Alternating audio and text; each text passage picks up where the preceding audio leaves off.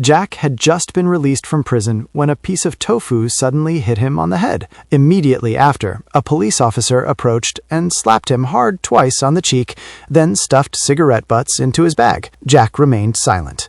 He went to a roadside eatery and began eating noodles alone, but Officer Mike followed him. Seeing Jack eating without enjoyment, Mike dumped an entire bottle of chili powder onto his plate. Then he picked up a liquor bottle and smashed it directly over Jack's head. He was about to pick up a stool to continue the assault, but the staff intervened to stop him. Otherwise, the situation would have escalated further. Mike so angry? In reality, Jack was an extremely ruthless serial killer. 15 years ago, Mike's brother, who was also police, was walking home from his car when Jack intentionally collided with him. After walking a few steps, the brother realized his jugular vein had been slit. By then, Jack had already escaped in a taxi. The man used all his strength to crawl home, saw his daughter one last time, and passed away right there. Mike hadn't known anything. He had come to celebrate his brother's birthday, but that day became the day of his death instead.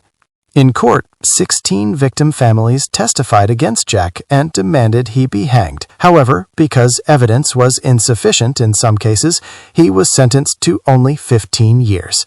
The grieving families broke down in tears in the courtroom. Mike lost his temper and attacked Jack right there in court, but Jack just stared coldly in one direction, at the man whose testimony had sent him to jail. Actually, those two were childhood friends. They used to hunt small animals together, but they became enemies because of a girl. Now, 15 years later, Jack was out of prison and wanted to eliminate the man who had stolen his fiancée and reported them to the police. Seeing Jack, the man trembled as if he'd seen a ghost, his eyes widening with fear.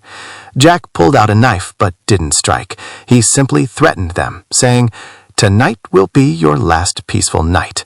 Terrified, the man thought that if he didn't attack first, he would be killed. He tried to open the door slowly to pounce on Jack, but Jack was ready for him. Despite this, the man didn't fall. He just leaned forward slightly and began to retreat.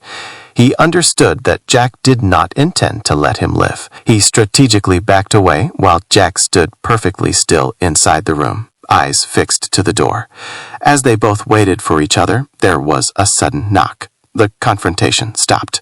Officer Mike opened the door and saw Jack standing there, fully prepared to kill someone. Mike looked toward the bed with suspicion, but there was no blood and no body. Mike did not realize that the very man Jack wanted to kill was hiding right behind that door.